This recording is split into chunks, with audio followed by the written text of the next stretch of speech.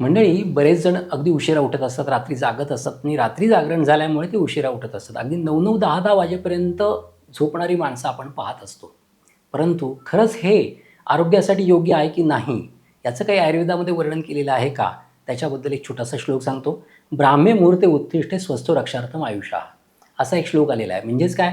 तर ब्राह्ममुहूर्तावर उठल्यामुळे तुमच्या स्वास्थ्याचं रक्षण होतं आणि आयुष्याचं रक्षण होतं, आयुष्य वाढतं.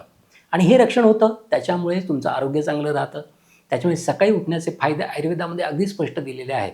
आणि ब्राह्ममुहूर्त म्हणजे काय? तर सूर्योदयाच्या आधी साधारण 1.5 तास. म्हणजे साधारण एक आता 4, 4:30 ते 5:30च्या दरम्यान उठलं तर आपल्या आरोग्याचं रक्षण होऊ शकतं. हे कधी लक्षात ठेवा.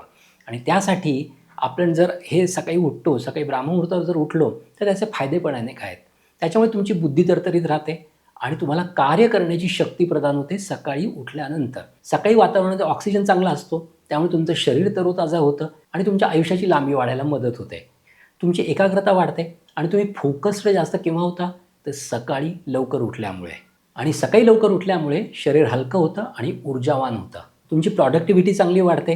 तुमच्या शरीरातले चयापचय याला मेटाबॉलिझम म्हणतो आणि पाचनशक्ती छान सुधारते. ती कधी? तर सकाळी लवकर उठल्यामुळे. त्यामुळे रात्री लवकर उठण्यासाठी गजर लावा आणि सकाळी लवकर उठा आणि या सगळ्या फायद्यांचा जे दिलेले आहे, जे सांगितलेले आहे, जे अनुभूत आहे त्याचा फायदा घ्या. धन्यवाद.